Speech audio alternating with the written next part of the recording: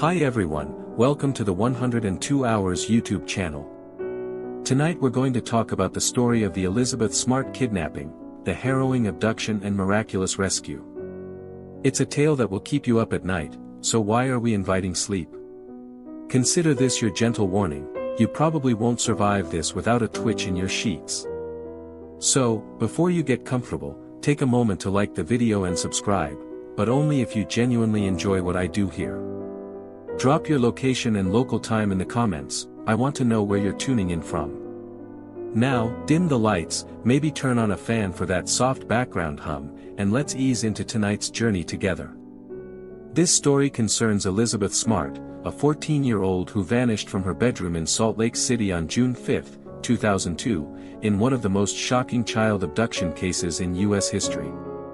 We'll tell it in second person, cinematic present tense, so you feel every heartbeat. Are you ready? Let's begin. You're drifting asleep in your warm bed, weighted by the afternoon's exhaustion. The sheets hug your body like an old friend and the ceiling fan hums a soft lullaby. Lavender lotion on your arms still clings faintly to the air. Outside, the hush of your quiet Salt Lake neighborhood blankets the world. You're seconds from silver dreams when a subtle creak of floorboards scratches the dark.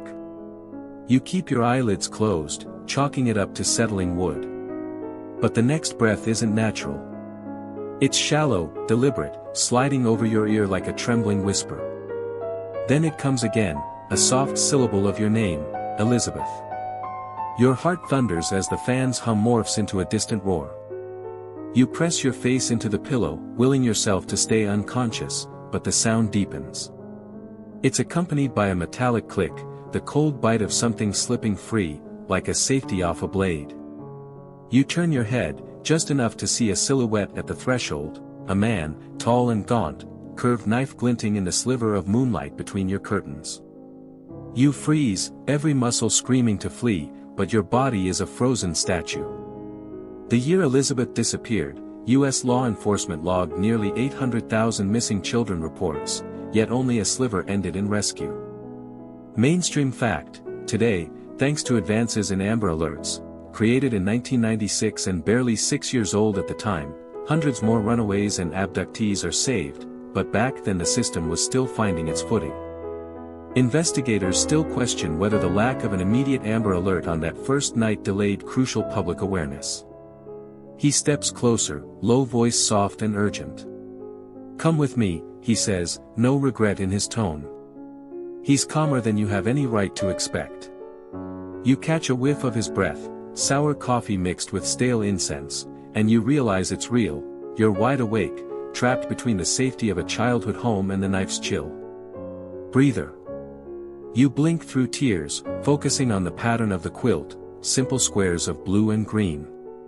It feels absurdly comforting. His hand clamps around your wrist, gentle, almost apologetic. He guides you toward the window. One foot on the sill, then the next, and your bare feet meet the night's cold air. He half carries you, careful not to cut your arm on the blade's edge. You're a marionette in his steady grip. Quirky tidbit. Local rumor later spread that a Salt Lake City psychic claimed she saw Elizabeth wandering in mountain shadows days after the abduction, convinced the girl was hidden in a cavern beneath the Black Hills. It sounds like nonsense now, but that chatter reflects just how mystified everyone was. Investigators still question whether someone inside the house helped him escape so easily. After all, Mitchell had worked as a handyman for your family weeks before. Now he's ghosting through your memories, and you can almost feel him dissolving into the night. Your breath puffs in the air as you're guided into the backyard. Grass blades tickle your calves. The moon overhead is a cold lens, painting everything silver.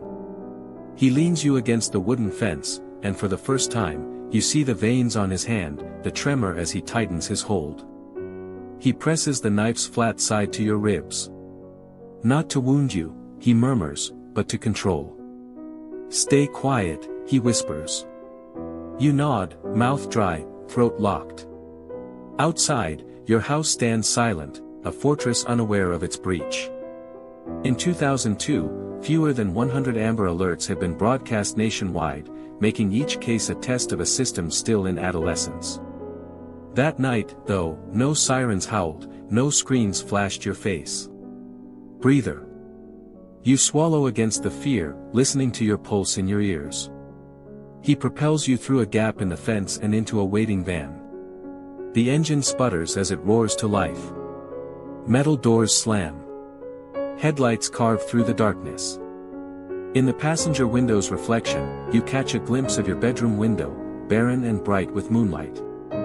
As the van pulls away, the knife's point brushes your side again, a cold punctuation to the final scene of your old life.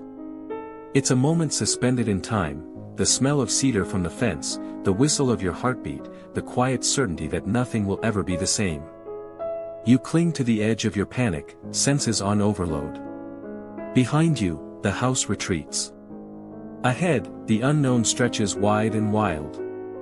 You stumble through a veil of darkness, your bare feet pressing into cold dirt and scattered pine needles. Every twig snap underfoot sends a jolt through your spine as you trail behind the stranger's bulky silhouette. The air tastes of damp earth and distant snowmelt, so crisp it stings your lungs. You're trembling, teeth chattering as the night wind whips around you, carrying the faint cries of owls somewhere high above. Mainstream fact: in nearly 70% of abductions, victims are familiar with their captor, often trusting the person until the very last second. He keeps you close, murmuring soft assurances that feel hollow against the roar of your pounding heart. "I'm doing this for you," he tells you, voice oddly gentle. "You have a purpose." He calls himself a prophet, though you've only ever seen holy men in dusty pictures. His eyes flare in the headlamp's beam like dying embers as he gestures toward a faint path winding uphill. The slope is steep and rocky, and the stranger helps you over roots and loose stones, guiding your hand to the rough bark of towering pines. Your feet bleed slightly on jagged rock, but the pain is a whisper beside the thunderclap in your ears. Somewhere behind you, the world you know is shrinking to the size of a memory. Quirky tidbit: local legend later whispered that a hermit lived in a hollowed-out fir near here, feeding mountain goats, though no one ever actually found his cabin. Some thought the prophet's talk borrowed from that myth. You gasp as you climb, panting with every step. The stranger's robes brush your calves, their fabric worn and stained. He pauses on flat ground and kneels before you, instructing you to lower your head. You obey, because defiance feels impossible. He traces a symbol in the dew-soaked dirt, a spiral encircled by lines, and says softly, "This marks you as chosen." Breather. You look up, focusing on the diamond-studded sky. The Milky Way spills overhead, a river of stars that offers no comfort, only distance. You resume the trek, wondering if anyone at home has noticed you gone. Families of missing children often wait 24 hours before calling police. By then precious time has slipped away. Investigators still question whether those hours cost you a chance at an earlier rescue. Past midnight, you reach a clearing where a weathered tarp is strung between two pines. Underneath, a battered backpack and a tattered Bible rest atop a pile of needles. The stranger sets you inside, stepping back to admire his work as if he's the carpenter of this makeshift sanctuary.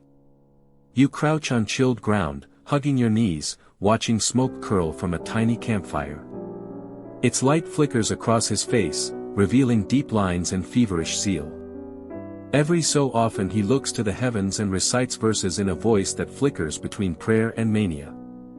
On the edge of the camp, you spy a second set of footprints, tiny, like a child's, but you're the only one here, and that thought gnaws at you. Breather. You press your palm to the earth, feeling the damp coolness seep into your skin, and remember the quilt in your old bedroom, warm, predictable. Then you recall the knife's press at your side, and the memory curdles in your chest. He approaches, offering you a crust of bread and a canteen. "Eat," he says, "for the journey ahead."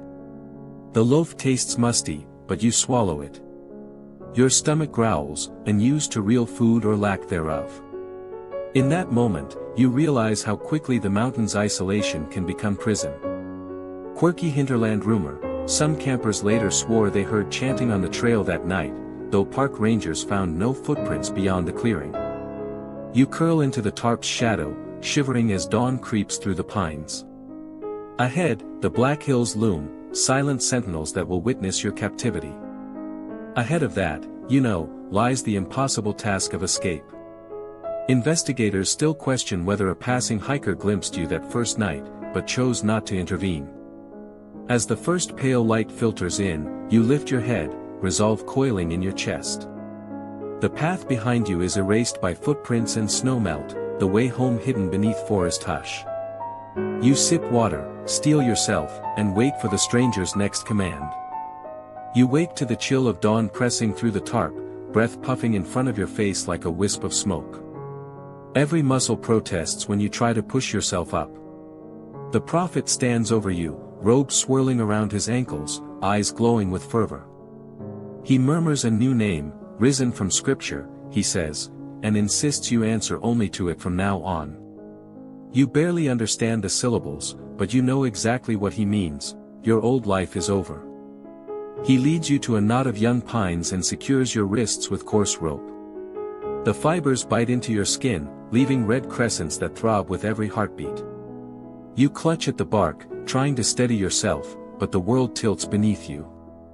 He circles you, chanting softly as he ties a veil over your head, thin cotton but heavy enough that the forest light becomes a dull glow. You're plunged into darkness, naked and nameless, compelled to exist only within this circle of ritual. Mainstream fact: victims of kidnapping are often subjected to forced renaming. Psychological research shows that removing someone's name can fracture their sense of identity, making control easier for captors. A bristly whisper of leaves stirs overhead, and you realize that you're not chained as a punishment, but as a statement. You are no longer Elizabeth, the girl your family taught to trust helpers, but now a plural wife, a living symbol in his personal heaven. He proclaims it is your destiny to join him and others in divine union. You taste bile in your mouth, but no tears come, the veil catches them like dew on spider silk. Breather. You press your cheek against bark, feeling its rough texture scratch your skin. You draw air in deep, pine resin and damp needles, and anchor yourself in the moment. He steps back, raising both arms toward the sky. From now on, call yourself Zephyr, he intones, though you can't be sure of the word through the veil's filter. You will serve the truth. Around the clearing, you sense another presence, slight and uneven. Wanda Barzi emerges, hair windblown, eyes wide like a startled deer. She hovers at the camp's edge, holding a tarnished locket and rocking back and forth, murmuring maternal endearments that twist with menace. Quirky tidbit: Wanda once painted tiny watercolor portraits of you in veiled robes. She kept them hidden in her Bible margins, convinced you'd become a saint in a forest congregation.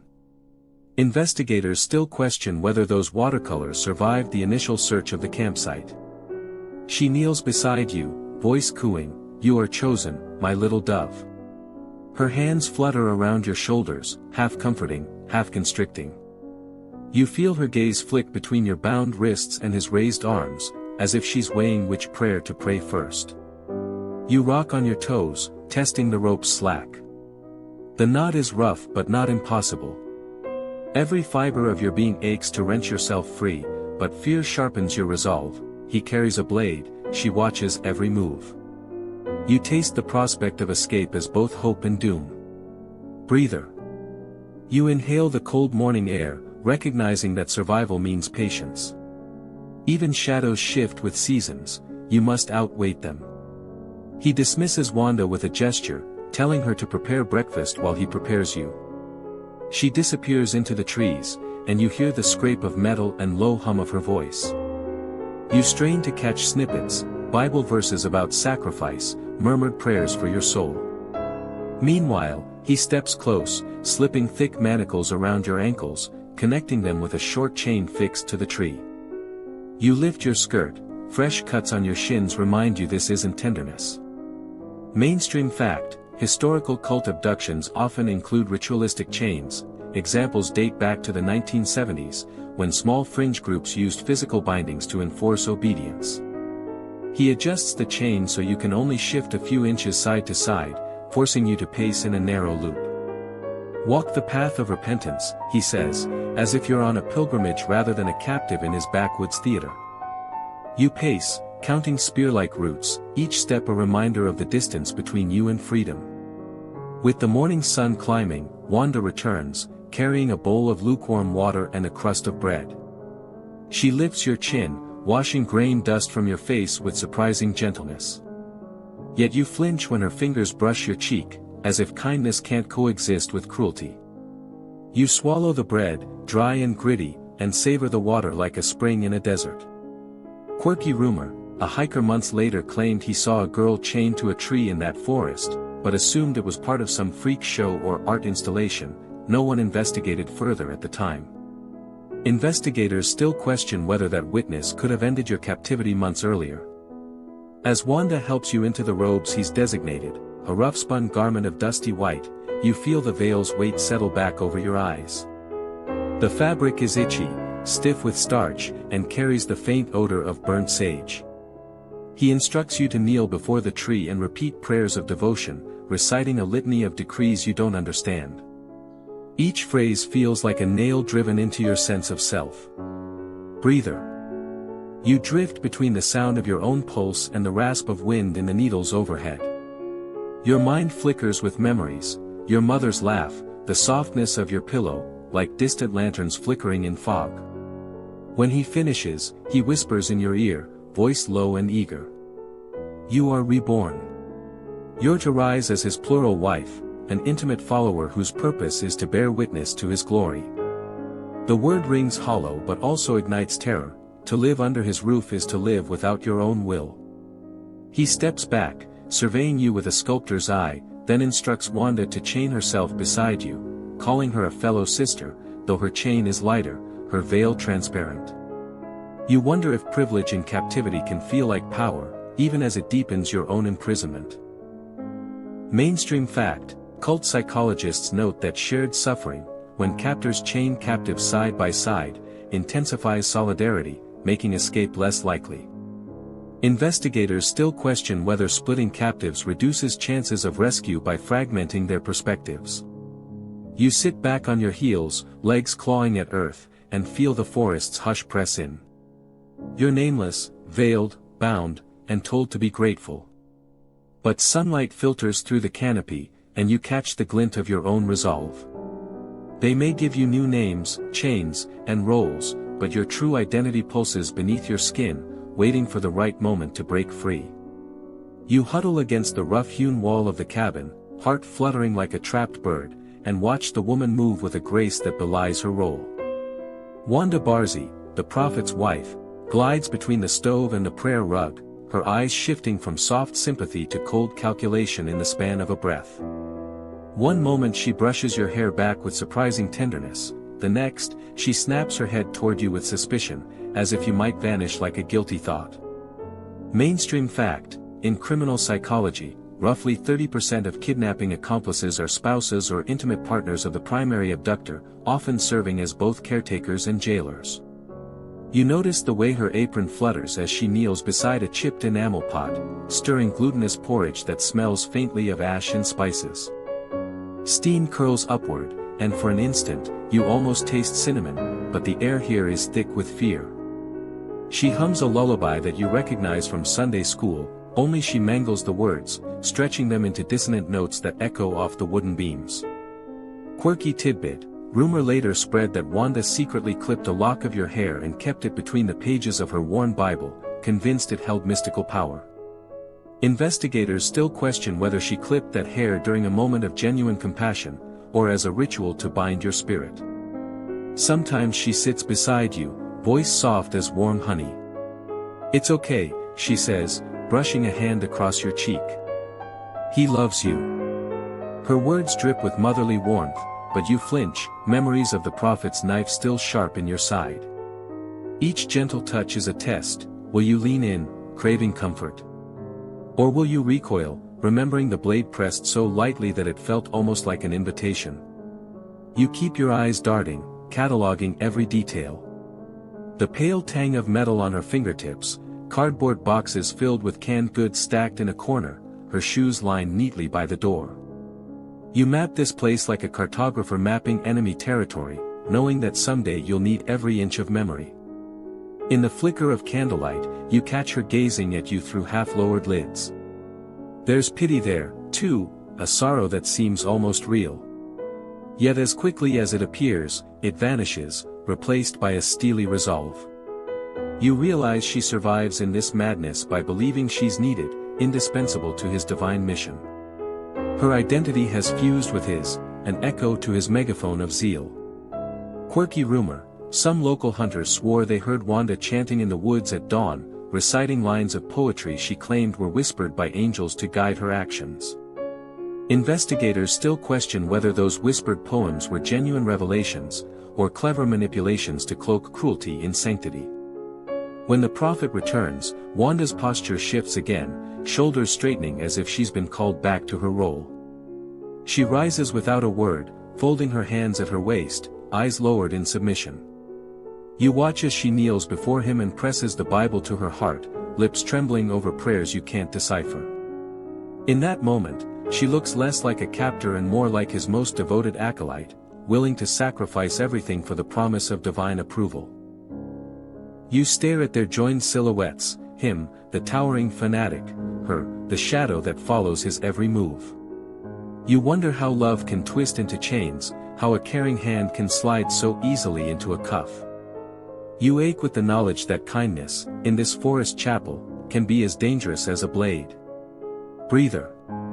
You focus on the rhythmic drip of a leaky roof, the low hum of insects beyond the log walls. Each sound reminds you that life persists outside this nightmare. That evening, Wanda approaches you with a chipped teacup filled with lukewarm water. She kneels so close you feel her breath, warm and stale, and she whispers, "Drink, it will calm your nerves." You tilt the cup, tasting a hint of lavender, an herb your mother once used for bedtime. You swallow slowly, savoring the sting of familiarity before it dissolves into your system. Mainstream fact: during the 2009 trial, investigators noted that Barzi's testimony vacillated between genuine remorse and unwavering loyalty, a pattern common in Stockholm Syndrome cases. Quirky tidbit: backstage gossip later alleged she carried a small music box, winding it at night to lull you into compliance with tinkling lullabies. Investigators still question whether that music box played to soothe you, or to program your mind through repeated exposure. Left alone, you trace the grain of the wooden floor with your fingertips, recalling your bedroom floor back home, soft carpet underfoot, the reassuring outline of your favorite books. You draw in a steadying breath and remind yourself, Wanda is a woman built by belief, and belief can be dismantled. Someday, you'll need to exploit the cracks in her faith to find your freedom. Outside, the moon is a thin smile in the sky. You listen for Wanda's soft footsteps receding down the hallway, counting them as they fade, 1, 2, 3. Before the door clicks shut, you muster the courage to force a silent groan, a fragile signal of life. In that sound, you hear your own promise: you will not be silent forever. Breather. The candle guttering beside you casts giant shadows on the wall, shadows that can't bind you, no matter how wide they loom. As you settle back against the wall, you feel the cold bite of the chain at your ankle. But deep inside, beneath layers of fear and fatigue, something warms, a spark of defiance. You replay Wanda's lullaby in your mind, twisting it into words of hope rather than control. And in the hush of her absence, you realize that even the gentlest captor can't smother every flicker of your true self. You awaken before dawn to a silence so thick it presses into your chest. Your mother's voice, soft, curious, drifts down the hallway, calling your name. You lean against the rough bark of the tree in your mind, but your body is nowhere near home. You should be stumbling into the kitchen, slippers scuffing tile, but instead you're trapped in a sewn veil of fear. Downstairs, you imagine your parents' routine unfolding, the gentle clink of coffee cups, the glow of kitchen lights, the promise of breakfast together. Instead, they find your room empty, the window screen slit and fluttering like a wounded bird. Your father's heart hammers against his ribs as he scans the floor for footprints or fibers. Your mother stands by the open window, hand pressed to her mouth, eyes wide with disbelief. Mainstream fact: the Amber Alert system, created in 1996 after 9-year-old Amber Hagerman's abduction, had saved dozens of children by 2002, but its reach was still limited to certain states and jurisdictions. Investigators still question whether notifying the region immediately would have trapped your captor before he vanished into the mountains. Your parents' panic grows in spirals. Your mother scrubs her hands raw on the banisters with grain, tears glinting like morning dew. Your father calls 911 with a voice that cracks, describing a teenage girl with sandy hair, green eyes, and the same quilt pattern he stitched himself last winter. By the time dispatchers click through the protocol, 20 agonizing minutes have slipped away. Breather. You feel the phantom ache of that empty bed, the quilt's pattern seared into your memory. Neighbors gather on the street, murmuring theories. Some swear they saw headlights at odd hours, one whispered he heard a lullaby drifting in the wind after midnight. That rumor took root like a seed of dread, handed from porch to porch. Quirky tidbit: one neighbor later claimed she heard a child's lullaby echo through the trees at 2 a.m., then dismissed it as an echo of summer wind, little realizing it was the first ripple of your disappearance. As the sun climbs, patrol cars fan through the neighborhood, officers' boots crunching on driveways. Crime scene tape flutters around your house like cautionary bunting. The local media arrives, cameras trained on your front door. A photographer snaps a shot of your bedroom window, already half-shuttered by grief. Mainstream fact: America logs over 800,000 missing child reports annually, but fewer than 1% end in the tragic outcome of murder, most are runaways or misunderstandings. Investigators still question whether the sheer volume of missing child cases that year drowned out the urgency of your story. Inside, your family assembles what's left of routine: stacks of your favorite books, the lunchbox you forgot on the counter, the diary on your bedside table. Each item feels like a clue in a crime scene. Your father unfolds the quilt at the foot of the bed and smooths a trembling hand across it. He clings to those squares of blue and green as though they might guide investigators back to you. Breather. You picture his calloused fingers brushing across the fabric, and your chest tightens. Hours stretch into a blur of phoned-in descriptions and canvassed blocks. Detectives ask about strangers, former employees, anyone who might harbor a grudge. They pore over your family's guest book, re-interviewing neighbors and friends. Your image, pale face framed by stringy hair, flashes on the evening news, a plea across living rooms and diners. Quirky rumor: chatter spread that your bedroom light flickered on the night of your disappearance, but power company logs showed no outages or surges in that block. Investigators still question whether that rumor diverted attention from the real trail your captor left behind. By nightfall, a community vigil lights candles on the front lawn. Strangers clutch handwritten posters: "Have you seen Elizabeth?" Your school friends kneel, hugging teddy bears and tear-stained notes. A pastor prays for your safe return, voice wavering under the weight of hope and sorrow. Mainstream fact: by 2002, child abduction response teams, CART, had been established in dozens of U.S. cities to coordinate multi-agency searches for missing children. Investigators still question whether your city's CART deployment hours later might have made all the difference. In the hush after the vigil, your parents retreat into each other's arms, trembling with grief. They refuse to sleep, eyes flicking to the horizon as if dawn might bring you home. You imagine them there, hand in hand, unwilling to let go of the smallest hope. Breather. You cling to that image, the two of them, hearts wide open, waiting for you. And somewhere, far from their desperate vigil, the van rumbles down a lonely mountain road. You're curled in the back seat, chains clinking softly, veil brushing your face, perched on the edge of memory and nightmare. You're back in Salt Lake City, but not at home, inside a sterile police precinct where the walls wear your face on laminated posters like trophies. Your family sits under harsh fluorescent lights, answering question after question about every person they know: your uncle who once helped with yard work, your older brother who used to tease you mercilessly, even your father who introduced the handyman to your house. The detectives swivel in their chairs, jotting notes as they press them into polygraph tests, wires coiling around wrists like futuristic cuffs. Mainstream fact: polygraphs, first used in earnest by law enforcement in the 1920s, record changes in heart rate, breathing, and skin conductivity, but studies show their lie detection accuracy hovers around 65 to 70%, making them more of a theatrical device than an infallible machine.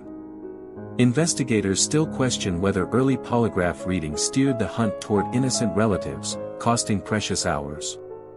Your mother's shoulders tremble as the examiner's pen scratches against paper. He was nervous, she whispers, glancing at your dad. Your father rubs his temples, sweat beading despite the arctic chill of the interrogation room. Every physiological spike on the polygraph chart is treated like a telltale confession, each exhale misread as guilt. Meanwhile, your brother, barely 16, sweats through his school clothes, eyes darting as if he'd rather be anywhere than here. Quirky tidbit: an off-the-record rumor claimed your uncle flunked the polygraph because the machine misinterpreted his allergic reaction to the rubber tubing as deception, a dramatic irony since he'd merely been sniffling from spring pollen. Breather. You lean back on your chair, pressing your palms to your eyes. In this pause, you feel the weight of your own absence, an invisible knot tightening in your chest. Outside the interrogation room, the city hums with daily life, school buses rumbling past, coffee shops opening for the morning rush, joggers tracing familiar routes. None suspect that the real captors blend with these routines. Somewhere, the prophet drives a nondescript van through empty parking lots, and his wife drifts down supermarket aisles under fluorescent bulbs, both cloaked in ordinariness. Investigators still question whether a single misdirected tip, blaming someone inside your circle, delayed the focus on the van spotted near your neighborhood that very same night. You shift on the vinyl bench, imagining your true captors slipping by unnoticed.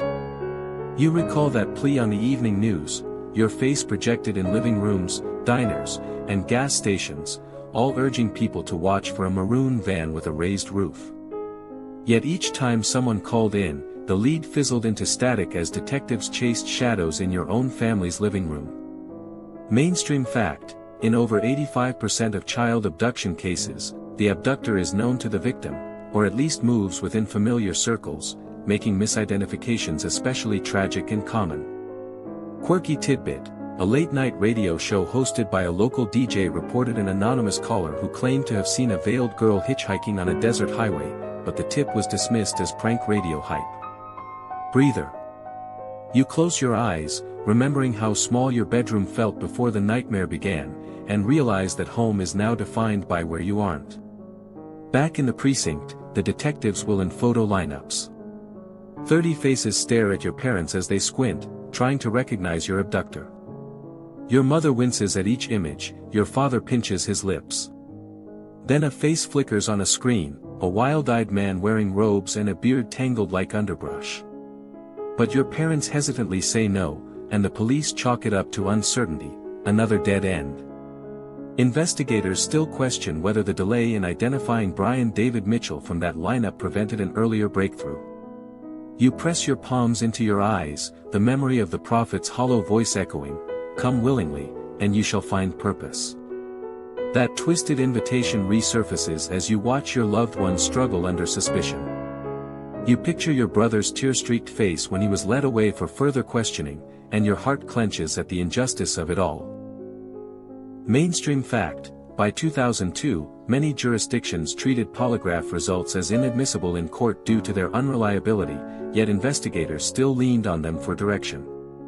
Quirky rumor: at one point, a well-meaning detective reportedly taped a fuzzy farmhouse photo to a bulletin board, convinced it showed the van in the background, only to discover it was a stock image from an old weather report. Breather. You inhale, tasting the stale duct tape and ink of report printouts stacked on metal shelves, reminding yourself that facts can be buried under assumption. Finally, late that afternoon, a savvy detective demands the raw tip sheets from citizens. He notices a recurring description: a veiled girl on the streets of Sandy, Utah, seen by a father jogging his dog at dawn. The man described her gait, hesitant, measured, and mentioned a van idling nearby.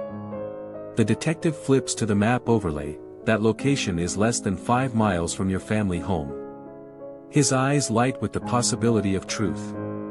Investigators still question whether the original investigators scanned those tip sheets thoroughly enough, or if bureaucratic silos slowed the revelation. You feel a fragile surge of hope surge in your chest as you imagine the pendulum swinging back toward you. Somewhere in that precinct, the gears of justice click into place, shifting focus from suspicion of your family to the real predators who stole you.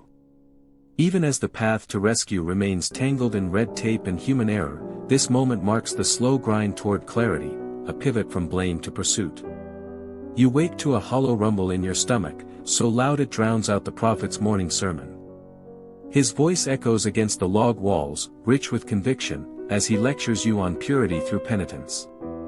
Fasting cleanses the soul, he intones, eyes glittering in the dim dawn light. You swallow hard, tasting nothing but the ghost of last night's stale bread. Your ribs ache with hunger, and your throat feels like old parchment. Mainstream fact: prolonged starvation has been used as a coercive tactic in at least 60% of documented hostage cases, because physical weakness often deepens psychological submission. He holds his Bible aloft and paces before you, reciting verses about sacrifice and divine favor. Every so often, his hand drifts toward the flour sack at the cabin's edge, where Wanda scoops a spoonful of porridge into his wooden bowl. You watch her spill the remainder onto a tin plate for you, damp, grainy, barely more than water.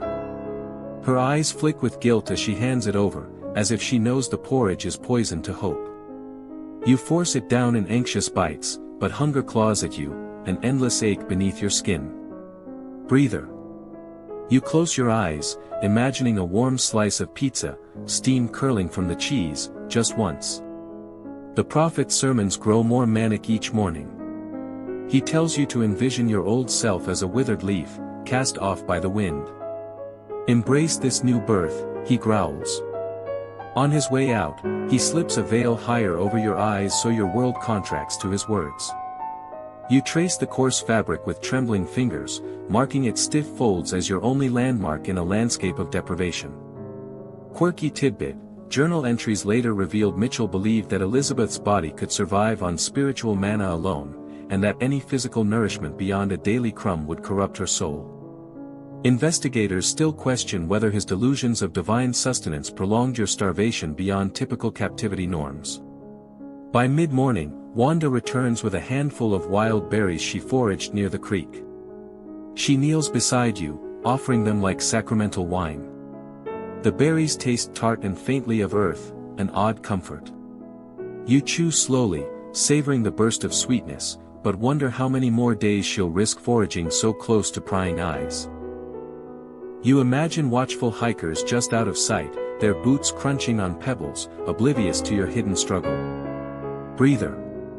You tilt your head back and let the sunbeam catch on your veil, feeling its warmth sear through the layers of fear. When the prophet returns, his robe empty of supplies, he addresses you with solemn gravity. Today, you will witness true sacrifice, he says, and leads you outside to a stony clearing. He spreads a tattered tarp on the ground and sits cross-legged, gesturing for you to join him. Your ankles remain chained, forcing you to shuffle in stiff, awkward motions.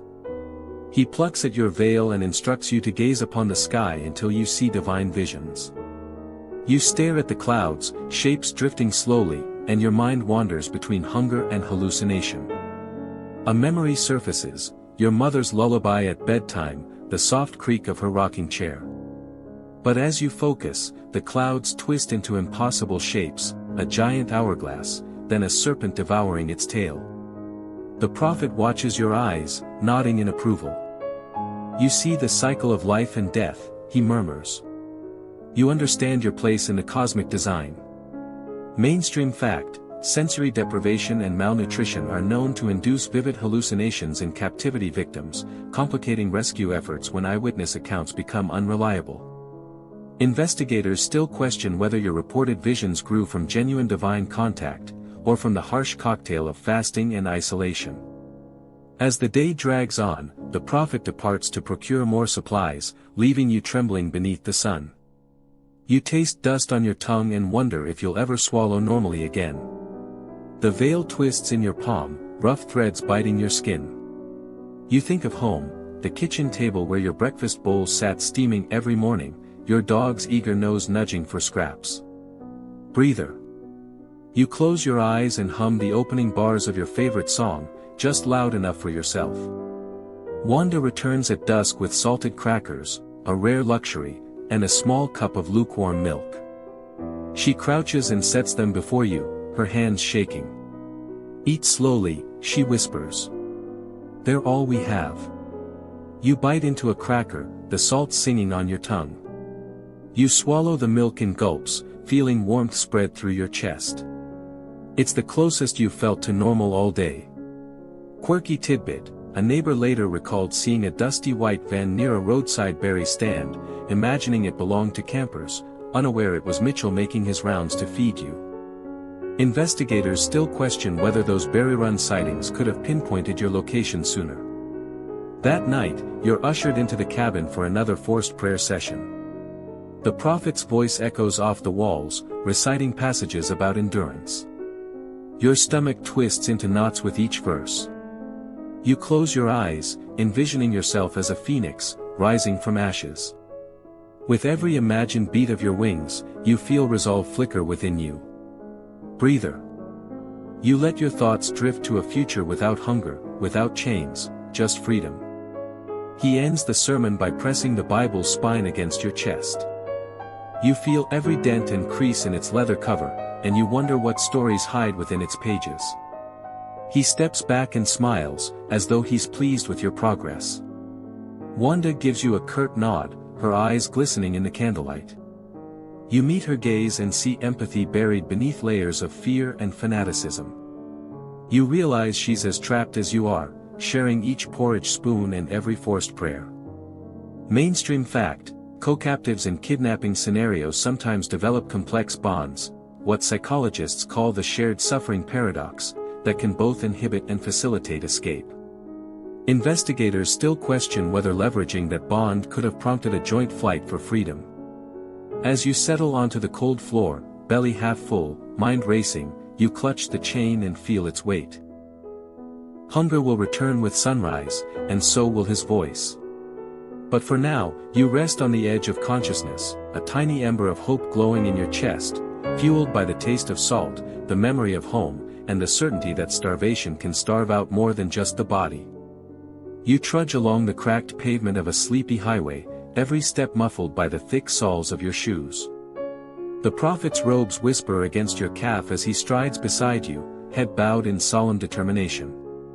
You keep your veil drawn low, the lightweight cotton brushing your eyelashes with each blink, so that the world beyond your fingertips feels distant and uncertain. Gas station lights flicker overhead, casting long shadows that stretch like silent witnesses to your passage. Inside the van's rearview mirror, you glimpse your own reflection, an unfamiliar silhouette cloaked in fabric, eyes flicking with apprehension. Mainstream fact: after the 1932 Lindbergh baby kidnapping, Congress passed the Federal Kidnapping Act, known as the Lindbergh Law, making it a federal offense to transport abducted victims across state lines, yet bureaucratic confusion often delayed FBI involvement in the early stages of investigations. Breather. You focus on the tang of city air, an acrid mix of exhaust and faint jasmine from roadside hedges, and remind yourself that somewhere beyond this fugue lies freedom. By midday, you're walking through a small California town, its neon signs humming above shuttered storefronts. The prophet pauses in front of a dusty hotel, fingering a worn photograph of its crumbling porch. He points at the sign, "This will be our sanctuary for a time," he announces, voice heavy with conviction. You swallow against dryness, imagining your bedroom bed, but all you can taste is the stale heat rising from asphalt. He describes his dream of building a congregation here, recruiting plural wives to join his so-called covenant. He tells you that you must help him, that your obedience proves your faith. Behind your veil, you clench your jaw, remembering the weight of the knife's hilt at your side months ago, a cold promise that you would comply. Quirky tidbit: during one stop, Mitchell attempted to hand a pair of traveling musicians a crude pamphlet outlining his theology of divine marriages, only to have them laugh and drive off after you slipped away to hide behind a gas pump. Breather. You press your palm to the van's metal flank, feeling its residual warmth, and breathe in the sharp scent of gasoline and adrenaline. He summons you back, coaxing you into the passenger seat as if you were nothing more than a piece of luggage. The van roars to life, and you slide down into the vinyl cushion, ears ringing with the sudden shift from silence to the engine's growl. Outside, tumbleweeds skid across the road, and you catch glimpses of distant mountains etched against the sky. Every mile carries you deeper into his vision, a grand pilgrimage toward California's coast, where he believes angels will descend to bless his church. Your throat tightens at the thought, but beneath the fear you feel a spark of resolve. Even in confinement, your mind remains unchained. When you pause at roadside diners, you sit motionless under the brim of your veil, tasting nothing but a fleeting sip of lukewarm coffee and a crumb of toast he tosses to you. Patrons glance away, chalking your solemn silence up to eccentric faith. You note the broken booths, the neon open sign buzzing erratically, and you memorize every detail, the cracked formica tabletop, the slow drip from the kitchen sink, because these fragments of normalcy might one day guide you home. Breather. You close your eyes briefly, letting the low hum of fluorescent lights ground you in this moment, and then reopen them to find the prophet studying a battered map. He traces a route with a calloused finger and proclaims, "Tomorrow we cross into the desert. There, we will find the next sacred site, and more wives will join our fold." His tone brooks no argument. You nod, though your heart pounds like a drum. In the distance, you hear engines on the highway and realize how close you are to passing travelers, people who might spot the veil, hear a plea, make a call. Yet you remain unseen, silenced by fabric and fear. Investigators still question whether a passing hitchhiker's brief glimpse of a veiled girl and his hurried call to authorities on this stretch of Highway 205 could have led to your rescue days before it finally came. Breather. You let that thought drift through you, a reminder that even a single whisper across a cell tower could have unraveled his divine ruse. As dusk settles, you find yourself alone in the van's back seat while the prophet attends to the engine's stubborn sputter. Moonlight filters through the dust on the windows, creating ghostly patterns that shift across your robes. You run your fingertips along the seam of your veil, testing its weave. With each thread, you feel the pulse of your true name flicker beneath the cloth, Elizabeth. Even miles from home, that memory remains constant, anchoring you against his swirling storms of zeal. Breather. You wrap your arms around yourself, holding tight to the ember of your identity as you prepare for another night under his endless sky, unchained in spirit, even as your body remains bound. You're trudging down a dusty canyon road at sunrise, feet crunching gravel as you trail the prophet's silhouette into the pale pink light. Your veil catches the first gleam of day, turning the world into muted pastels. Every footstep feels measured, as if you're walking on a tightrope between salvation and oblivion. The wind whispers through the juniper branches above, carrying with it an odd sense of vigilance, like someone, or something, is watching. Mainstream fact: in 2003, the FBI introduced the National Center for the Analysis of Violent Crime to profile offenders more effectively, a move partly spurred by high-profile abductions like yours that defied easy categorization. Your mind drifts back to that fleeting moment on a lonely highway weeks ago. A jogger paused mid-stride when he saw you. His brow furrowed beneath a baseball cap, and you thought you felt his gaze linger on the folds of your veil. You stood rooted, breath-catching, praying he wouldn't speak. But he turned away, dismissing his unease as déjà vu, and jogged on, footprints fading into the desert dust. Investigators still question whether a single hesitant shout, that one question, could have catapulted your rescue months earlier. Today, as you walk, you imagine his voice cracking through the morning air, "Hey, aren't you Elizabeth Smart?" It hangs there like a fragile echo. You might have bolted then, tore off the veil, sprinted toward that moment of recognition. But instead you stood silent, bound by fear and the tyrant's blade hidden in your mind. The memory tastes bitter, like ash dissolved in water. Breather. You inhale deeply, filling your lungs with cool mountain air. It steadies your pulse, but only for a moment.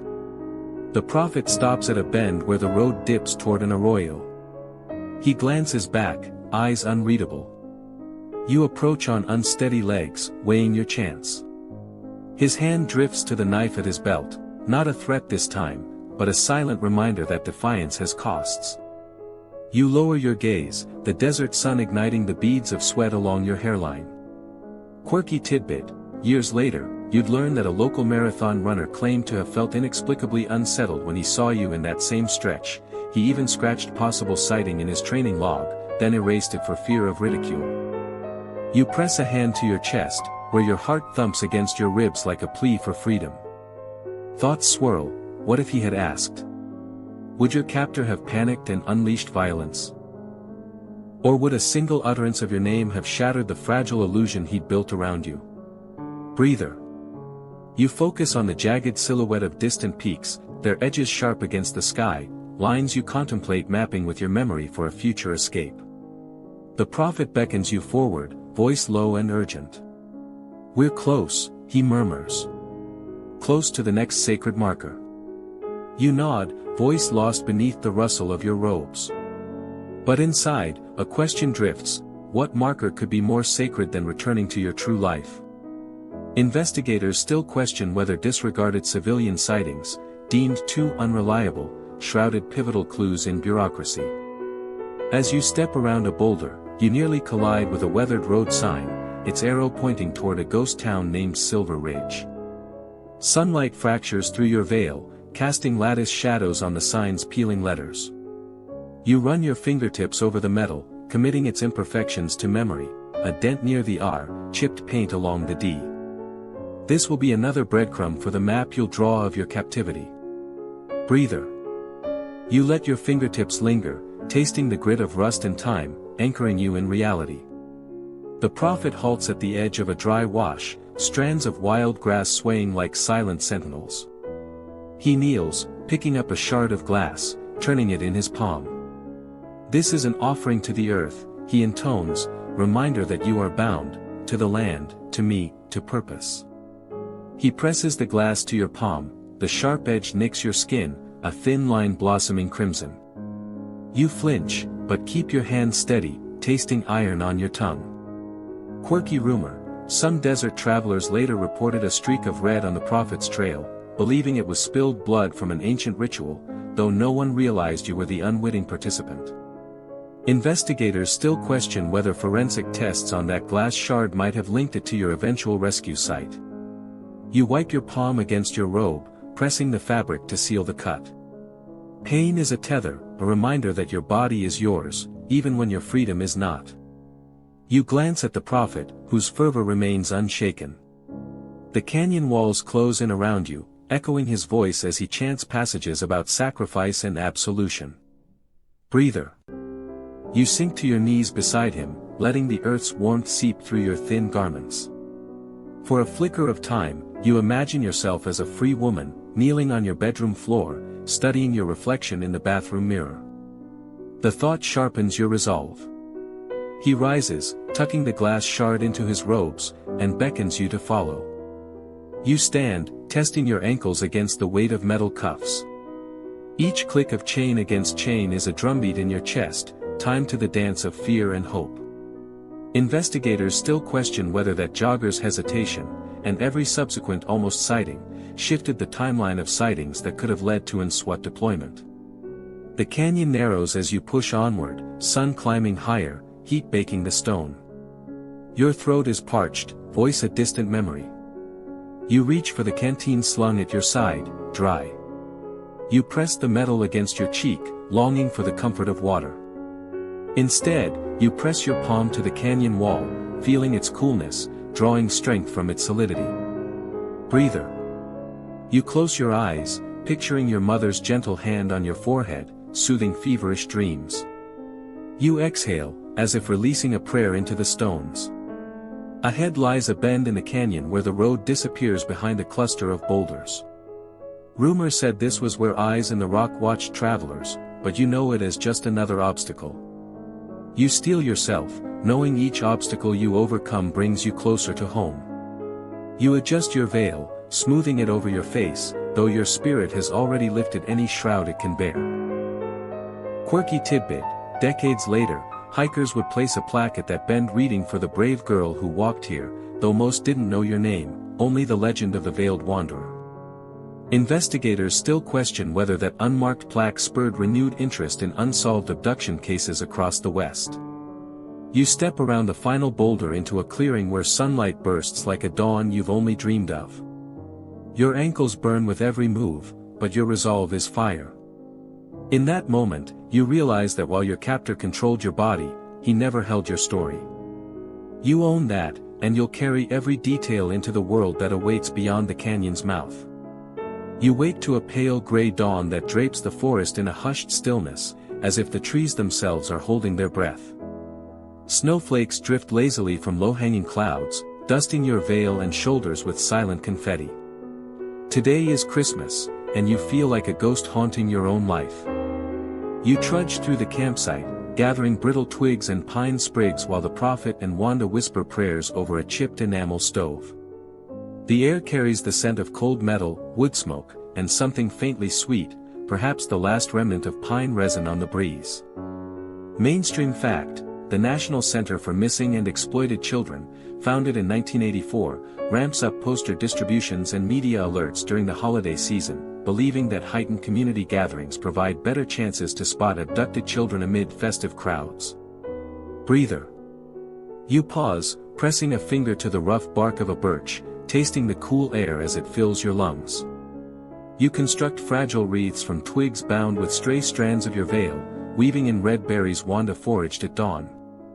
Each ornament is a miniature altar, a counterfeit celebration under captivity's watchful eyes. You hang them along the cabin's low beams, their spidery silhouettes dancing in flickering candlelight.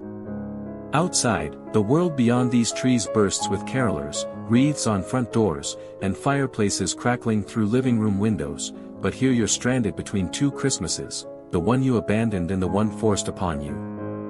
Quirky tidbit: rumor later spread that Wanda insisted the twig ornaments would draw angelic protection, convinced the forest spirits would heed their signal and guide rescuers to your hidden sanctuary. Investigators still question whether those homemade decorations ever drew unintended attention, sparkling briefly in moonlight like beacons to passing hikers. You sit by the fire, toes an inch from licking orange flames, and watch Wanda stir a pot of porridge spiced with cinnamon sticks. Her apron flutters as she moves, and you wonder whether she allows herself a fleeting regret when she recalls your laughter at home, the one you haven't heard in 9 long months. Each spoonful she offers tastes like ash and memory, but you swallow, because starvation has taught you how hollow a full stomach can feel. Breather. You lean back, letting the heat drift across your face, and close your eyes for a heartbeat. The prophet emerges from his tent, robe trailing snow like spilled salt, holding a single cracked ornament he retrieved from a roadside thrift shop weeks ago. He hangs it in the center of the room, a gaudy bauble patterned with chipped holly, and proclaims it a symbol of divine renewal. His voice shakes with fervor as he instructs you to kneel on the cold floor, veil brushing the rough boards. He prays aloud, invoking mercy and rebirth, eyes closed, lips moving in sync with ancient verses. Mainstream Fact: holiday gatherings have historically been moments of high emotional intensity in abduction cases, with many victims later reporting vivid memories of festive imagery used by captors to manipulate compliance. You bow your head, listening to the scrape of his voice echo off the log walls. A single tear seeps from beneath your veil, sliding down your cheek onto the rough wood. You let it fall, proof that this season of joy can still stir real sorrow.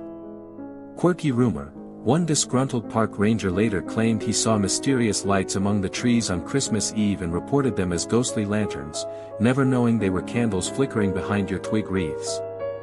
Breather. You inhale, the scent of burning pine needles sharpening your senses, and you let the flames rhythm anchor your scattered thoughts. After the ritual, the prophet retreats into the shadows, leaving Wanda to gather more firewood. You slip out from under the wreaths and press your back against the cold wall, feeling the grain bite into your spine. You close your eyes and picture your home, colorful lights strung across the porch, your mother's soft humming as she hangs stockings, the warm glow of the Christmas tree reflected in your father's proud smile. That image shines brighter than any star they hang for you here. Investigators still question whether someone in the neighborhood heard the soft hum of someone singing Silent Night a month earlier and dismissed it as carolers, not realizing it was the first notes of your captivity. You rise and join Wanda at the chopping block, lifting the axe handle in your numb hand. She nods, then turns away abruptly, as though ashamed you saw her hesitation. You swing at a fallen limb, the crack echoing through the clearing. The rough wood splinters beneath your blade, and for a moment you feel something like purpose rekindle in your chest. Even this act, splitting logs under a captive Christmas sky, feels like a small rebellion. Quirky tidbit: Mitchell once claimed he heard sleigh bells in the distance during one midnight journey, insisting they were angels confirming his mission, though no one else heard a thing amid desert winds. Breather. You drop the axe and cup your hands around a shard of bark, focusing on the rough texture as if it were the handle of your salvation. Wanda returns, carrying 2 dingy mugs of lukewarm tea. Steam curls upward, carrying a hint of lemon and perhaps a trace of sugar she pilfered from a roadside cafe. She kneels beside you and extends a mug, voice barely above a whisper, for strength. You wrap your fingers around the ceramic's faded rim, feeling its warmth seep into your chilled bones. You lift it to your lips and taste the bitterness sweetened just enough to remind you that kindness can still exist in twisted places. Mainstream fact: many kidnapping victims report that small acts of goodwill from captors, an extra spoonful of porridge, a warm drink, create conflicting loyalties that complicate rescue and recovery, a phenomenon extensively documented in victim psychology studies. Investigators still question whether those gestures from Wanda were tactical to build trust, or genuine flickers of conscience in a woman ensnared by devotion. You duck your head to sip again, and Wanda's eyes meet yours for the briefest instant. In them you see fear, doubt, and the faintest ember of empathy. You hold that gaze, committing it to memory as proof that even the most steadfast jailer can crack. Then she looks away, unable to bear the weight of acknowledgement. Breather. You exhale slowly, tasting the tea's warmth, and remind yourself that hope can hide in shared silences. The afternoon drags on in a haze of chores and whispered prayers. You arrange the twig ornaments in a circle on the table, framing the chipped bauble like a twisted centerpiece. Each placement feels like an affirmation: you still have hands to hold, a mind to plot, eyes to see. Outside, the snow thickens, muffling distant sounds of sleigh bells and laughter that swirl through the night air like a promise you can almost touch.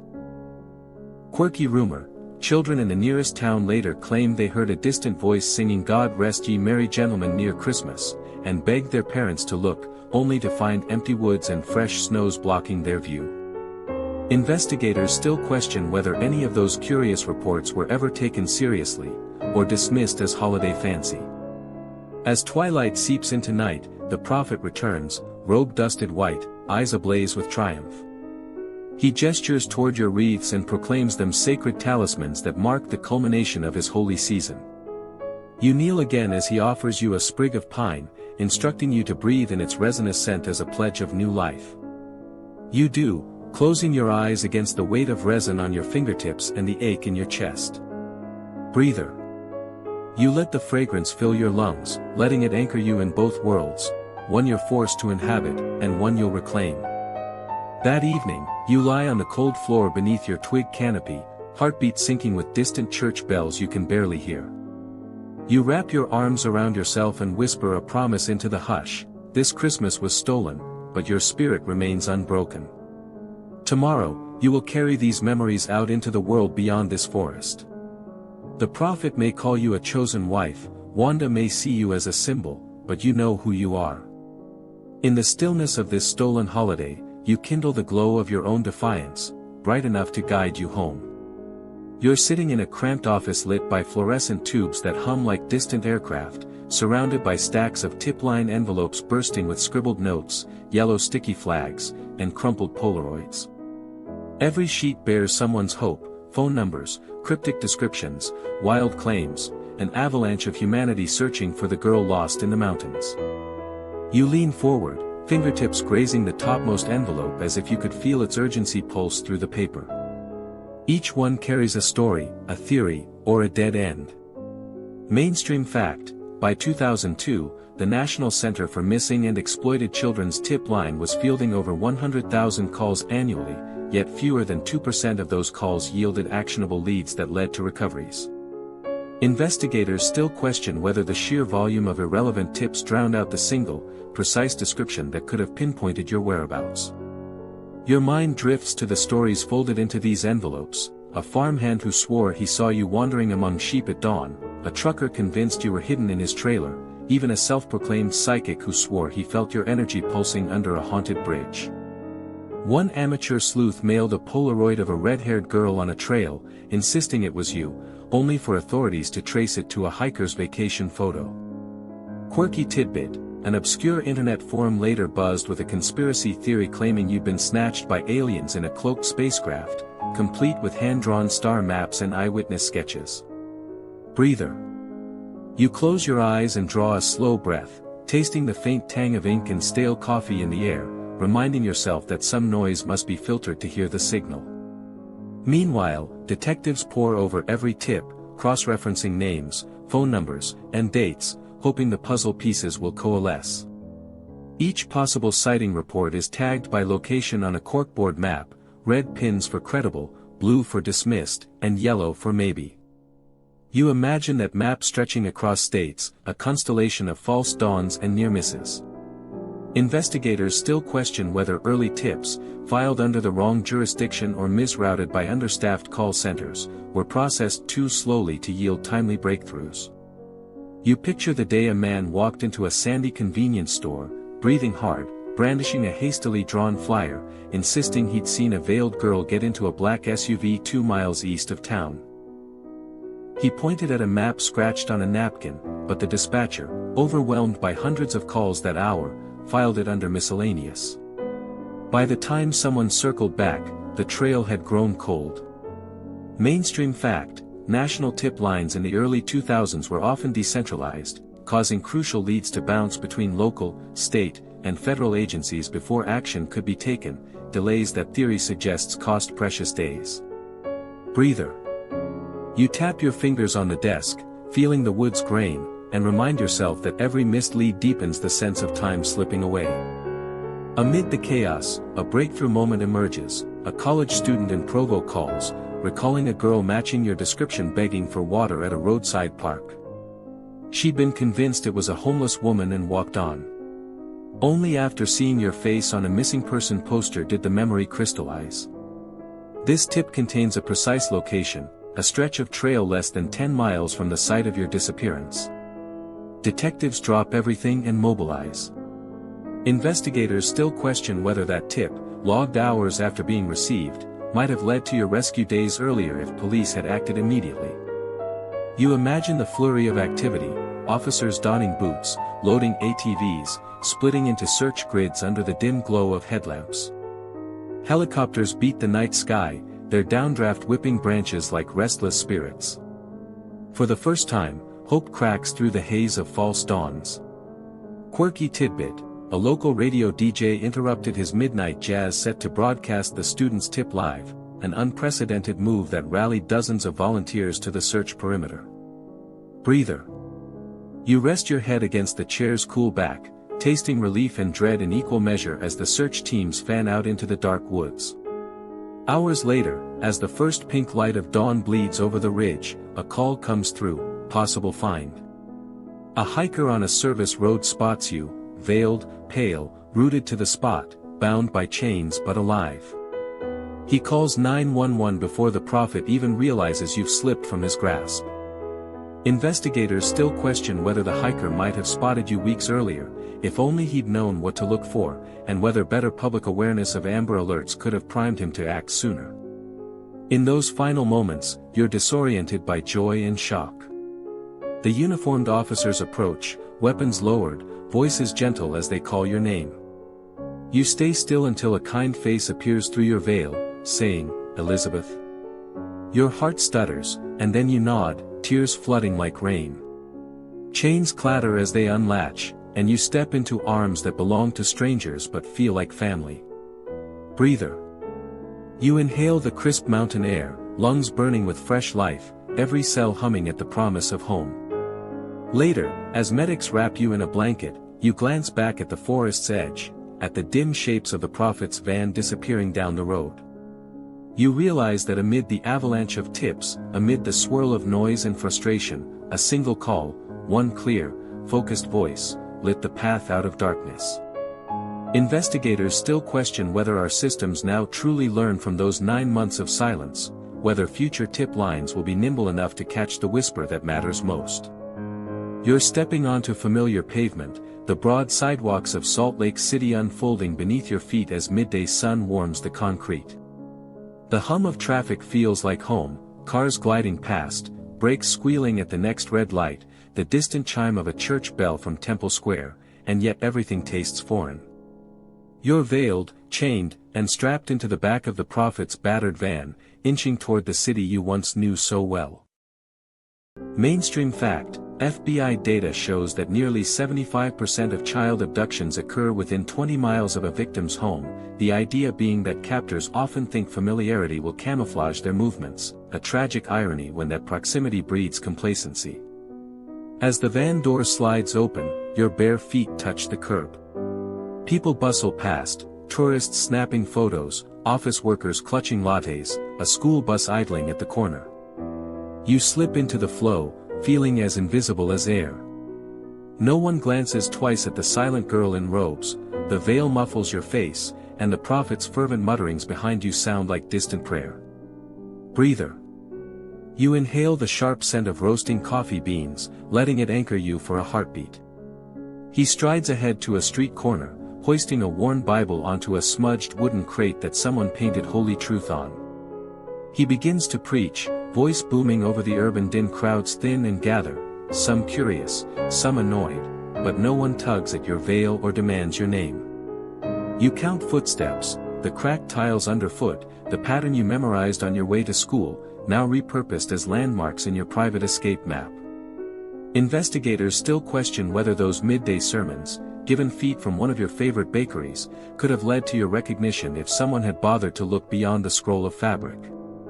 You edge alongside a cafe patio where familiar chairs cluster around faded tables. You remember sitting here last summer, spooning strawberry sorbet as the waitress, Maria, you recall her name, smiled at your shy grin. Now, you remain a phantom, the whisper of your presence unnoticed. A stray newspaper flutters at your ankles, abduction ends miracle rescue. You glance at the headline and your heart stutters. That newsprint once dried tears on your mother's cheeks, and here it lies discarded like kindling. Breather. You press your palm to the cool metal of a lamppost, feeling its chill seep through the fabric of your robe. The prophet's sermon crescendos. He shakes his fist at the traffic, denouncing unbelievers, and you notice the van idling a block away, its dirty windows reflecting your shadow. You think of the last time you stood at this corner, backpack slung over one shoulder, waiting for the bus to take you home after choir practice. Now, you're a hostage in plain sight, as public as a statue, but no one seems to see. Quirky tidbit: years later, a Salt Lake barista confessed she once served a veiled woman a chai latte and joked to her coworker that she looked like a mystery performance artist, never suspecting she'd been a captive on their sidewalk. Breather. You let your shoulders sag for a moment, tasting the steam of your own controlled breath. He finishes with a flourish, closing his Bible with a thud that echoes off storefront glass.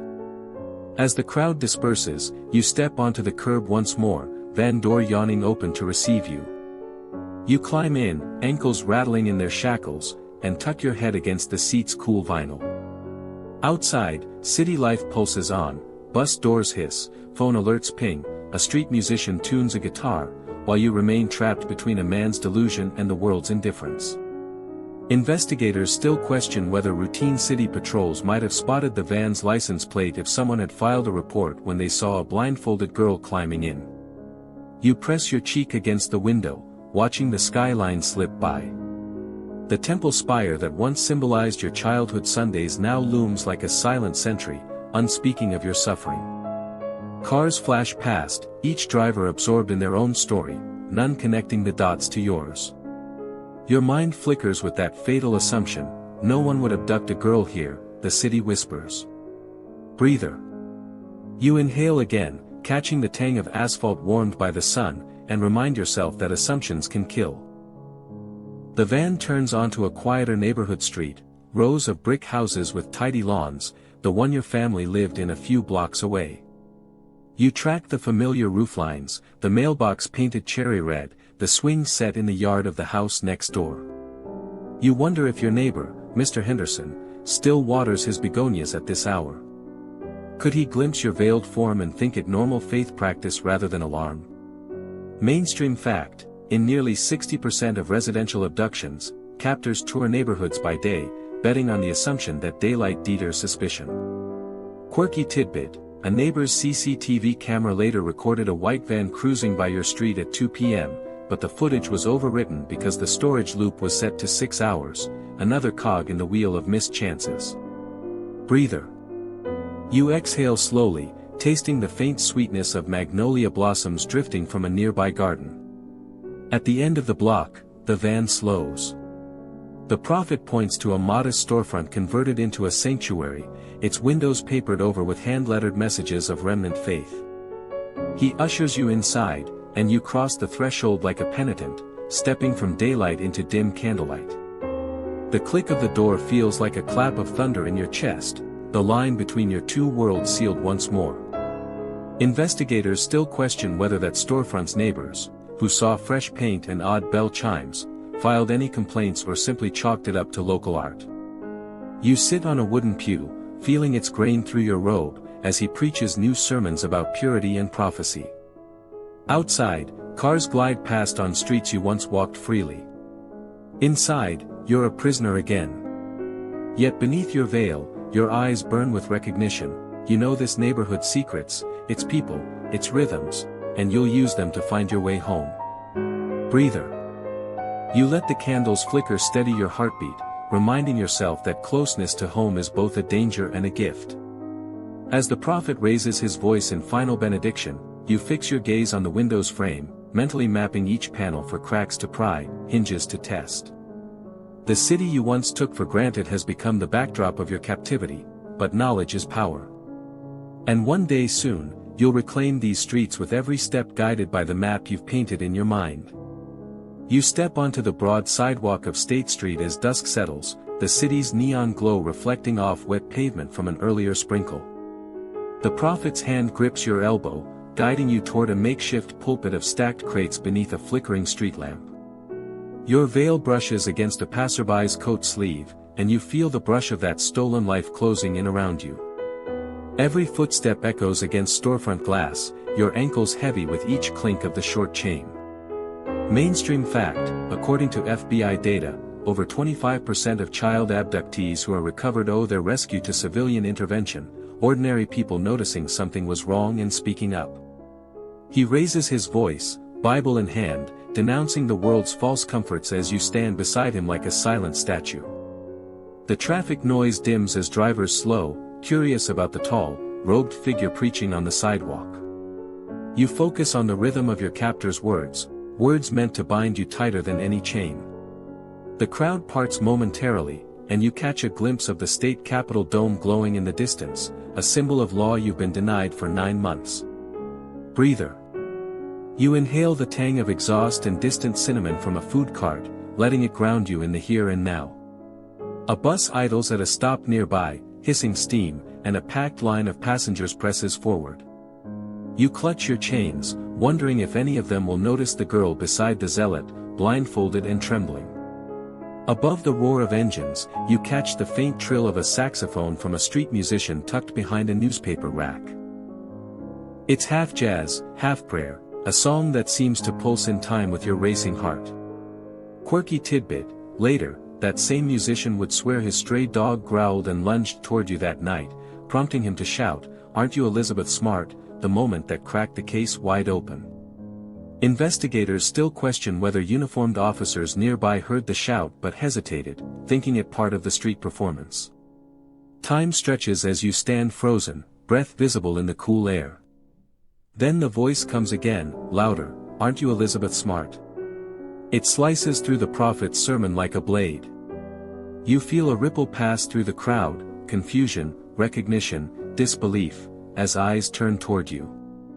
The veil trembles at your cheek, and for an instant you imagine tearing it away, tasting freedom on your fingertips. Breather. You press your palm to the cold metal of the crate beside you, willing yourself to stay calm as the world tilts. The prophet's voice falters. His eyes snap to where the question came from, a wiry man in a windbreaker clutching a dog leash. The man's phone is already raised, camera trained on you. The crowd hushes, breaths held. You sense panic ignite in your captor's chest as he glances at the oncoming risk, sirens, headlights, the world you once knew rushing back. In that heartbeat, you seize a shred of courage. You shift your weight, testing the chain's slack, and the prophet's gaze snaps to your ankle. His lips part, but no words come. You step forward, the chain rattling, a signal.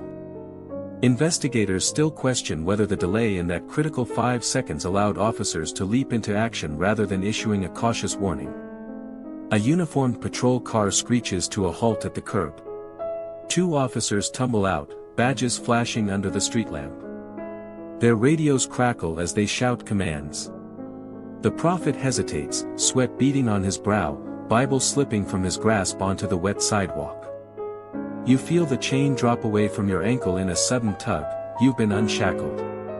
A gloved hand sweeps the veil off your face, and the brisk air kisses your cheeks as the world floods back in color and detail.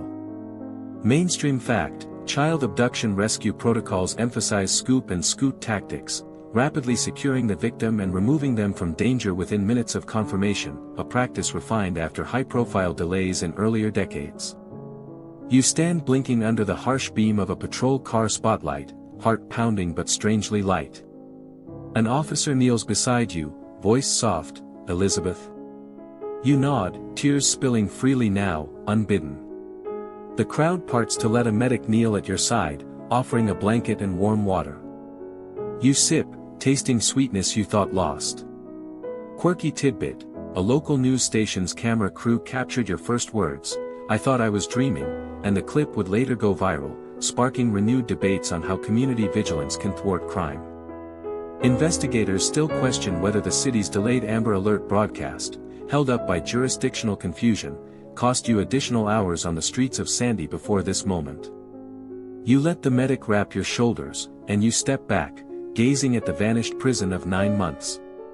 The prophet is pulled away in handcuffs, his face blank with fury and disbelief. Wanda Barzi follows, tears in her eyes, captor and accomplice exposed to daylight's truth. You watch them disappear into the police cruiser's confines, and a hollow ache in your chest begins to fill with something new, relief. Breather. You inhale the aroma of hot tar and roasted nuts from a nearby vendor, letting it remind you that life's small comforts await. An officer offers you his arm, escorting you across the street where your parents stand, faces drawn with exhaustion and hope. Your mother's cry pierces the night as she sees you, and you run into her arms. You hear your father's sobs as he envelopes you in a hug, and in that embrace, every stolen moment collapses into this one perfect release.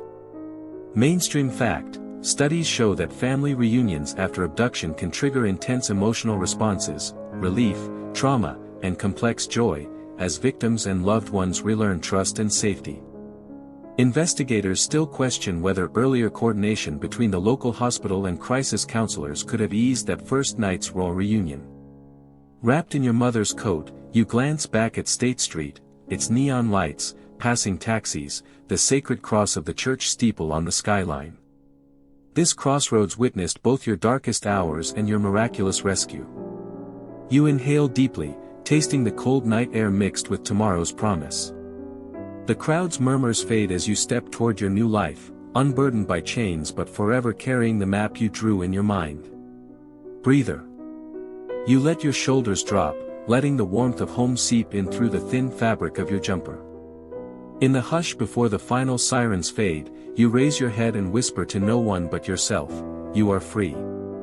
State Street will remember this night, not as the place you were lost, but as the avenue where you were found. You step into the hushed grand foyer of the county courthouse, its marble floors gleaming under ornate chandeliers. Reporters cluster like moths around the entrance, cameras poised and microphones thrust forward. You follow the polished wood-paneled walls down a corridor lined with framed historic rulings, each one a reminder of justice's promise. Your heart flutters as you pass through security, the metal detectors click, the guards nod. You're about to witness the moment when captors become defendants and your story takes center stage. Mainstream fact: the O.J. Simpson trial in 1995 was the first criminal trial to be broadcast live on television, drawing over 150 million viewers and forever altering public expectations of courtroom transparency. Breather. You pause in the gallery entrance, letting the hush of the courtroom seep into your bones, steadying your breath. You settle into the wooden bench beside your family, the polished surface cool against your fingertips. Through the jury box's glass, you see him, Brian David Mitchell, rails thin strands of hair over his forehead, eyes flicking toward you. He smooths his long robes like a cloak of conviction, lips moving in silent prayer. Across the aisle, Wanda Barzee sits with shoulders hunched, hands clasped so tightly her knuckles gleam white. She offers you a fleeting, sad smile, a gesture that feels like both apology and plea. Quirky tidbit: at the preliminary hearing, Mitchell surprised everyone by reciting the Lord's Prayer in Aramaic, insisting he communicate directly in the language of Christ, which prompted an impromptu search for a courtroom interpreter.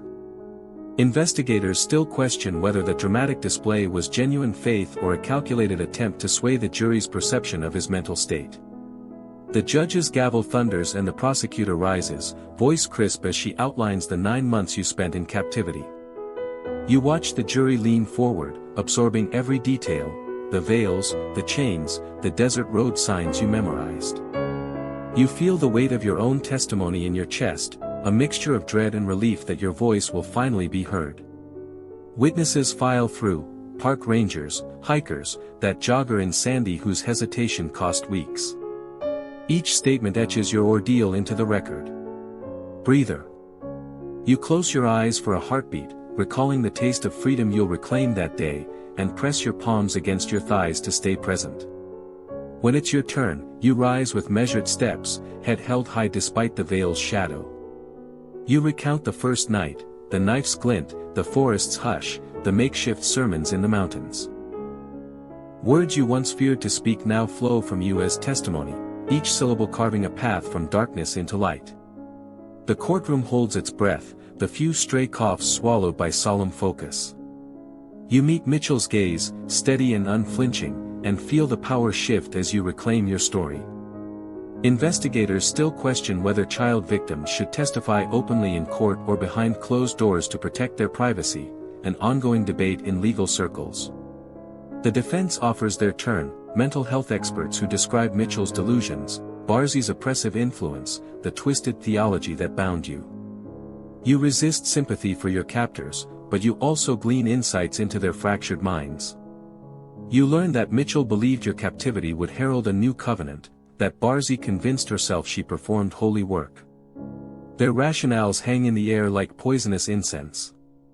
Quirky tidbit: Barzee once attempted to auction the veil she forced you to wear, believing it had prophetic power, until auctioneers backed away, deeming it a macabre curiosity. Breather.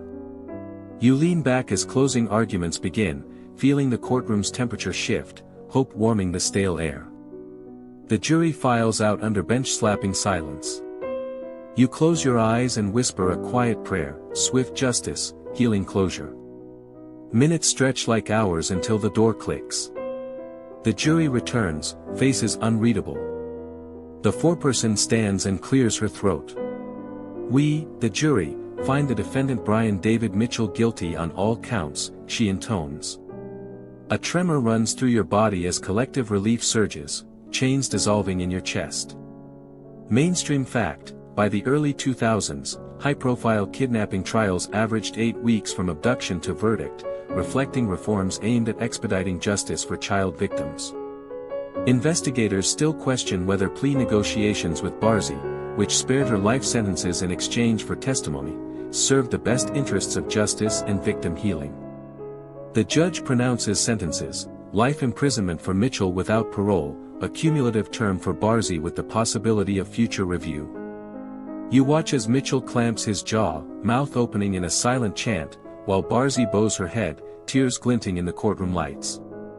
You feel the gavel's final strike as a benediction, an end to their dominion and a new beginning for you. Breather. You exhale slowly, letting the finality of the verdict settle in your bones, warming you from the inside out. As the courtroom empties, reporters swarm you in the hallway, flash bulbs popping like distant thunder. You step forward, face uncovered, voice calm as you answer the first question, "How do you feel?" You hear your own answer echo, relieved, grateful, and determined to move forward. Each word is a stitch closing the wound, binding you to hope. Outside, the sun dips low in the sky as you emerge into a sea of cameras and microphones. You feel the press's weight but focus on your family's outstretched arms. You cross the threshold into the late afternoon light, leaving behind the chamber where your captors fell. The courthouse doors close with a resonant thud, marking the final chapter of their story and the first page of yours. You step onto a conference stage bathed in soft spotlight, the murmur of 1,000 voices fading as you raise your hand to quiet the room. You're dressed in a simple blouse and jeans, your armor of authenticity, and as you speak, your voice carries the weight of survival turned into purpose. You recount the knife's edge at your side, the forest's hush, and the iron of the chains, but your words aren't an echo of terror, they're a roadmap to resilience. You guide listeners through the tunnels of fear into rooms of hope, proving that even the deepest wounds can yield strength. Mainstream fact: in 2003, Congress passed the PROTECT Act, which expanded resources for child abduction prevention and mandated federal support for victim recovery, shaping the framework that aids survivors like you today. Quirky tidbit: you once quipped that you trade a glittering gown on Dancing with the Stars, where you later competed, for an hour tucked under your mother's quilt with a well-worn copy of Anne of Green Gables. Investigators still question whether the media spotlight on high-profile kidnappings inadvertently shifted resources away from less publicized cases, creating blind spots in grassroots rescue efforts. You tour schools, your presence a living classroom on the power of community vigilance. You share your story not as a relic of horror, but as a beacon for prevention, equipping young people with tools to speak up and stay safe. With each standing ovation, you feel the chains of your past fall further away, replaced by the steady links of advocacy forged in boardrooms and legislatures. You write a memoir, an unvarnished chronicle of 9 months shadowed by fanatical faith and fraught with hunger, and readers around the globe respond in wave after wave of gratitude and solidarity. You partner with law enforcement to refine Amber Alert protocols, offering input that stems from first-hand insight. Your name becomes synonymous with child safety, your calm fire guiding policy that saves lives. You launch a foundation in your own name, its mission carved from your journey, to fund self-defense courses, support research in protective technologies, and champion mental health services for survivors. Each fundraising gala you host glimmers less with glamour than with genuine warmth. You laugh easily, eyes shining, proof that joy can bloom after devastation. You expand into television and film consultancies, ensuring that when your story is told on screen, it honors truth's contours without sensationalism. You mentor filmmakers and authors, weaving threads of fact into narrative tapestries that educate as they enthrall. Through it all, you maintain quiet rituals. Morning runs through Salt Lake's foothills, where the air still carries pine's resin, weekly tea with your parents, where laughter and tears commingle, nights spent reading stories to children who see in you not just a survivor, but a guide. Your life, once stolen, now belongs fully to you. Each step forward is a testament to your unbreakable will, each breath a vow that no matter the darkness, you will choose light. The final chapter of captivity has closed, but your story continues, an ever-unfolding testament to the power of reclaiming voice and forging purpose from pain. In the gentle hush that follows this narrative crescendo, breathe deeply and let the tension melt from your muscles. Imagine yourself settling into a familiar armchair by a crackling fireplace, the warmth seeping into your bones as the embers glow like quiet embers of hope. Every detail softens, the walls around you fade to muted gold, the shadows lengthen into comfortable blankets of calm. You feel the slow rhythm of your heartbeat, steady and unhurried, as you release one final sigh of relief. Allow your thoughts to drift like falling leaves on a gentle stream, each memory of fear floating downstream until it vanishes beneath the surface. Sense the weight of the world lifting from your shoulders, replaced by the soft down of assurance. In this moment, you are safe, held by the steadfast knowledge that you have journeyed from terror to triumph, from darkness to dawn. Let your eyelids grow heavy as the room's warmth beckons, like a lullaby whispered in a summer breeze. Feel the soothing cadence of your breath, the gentle rise and fall guiding you toward restful calm. As the day's last light filters through a window, imagine the sky painted in soft pastels, rosy pinks, lavender blues, before night's velvet curtain draws closed. Here, in the quiet after revelation, you are home. The chapters of struggle rest beside you like old friends turned mentors, their lessons woven into the fabric of your being. Now, surrender to the peaceful hum of possibility. Let your mind wander into that sweet place between wakefulness and dreams, where safety reigns and hope endures. Sweet dreams.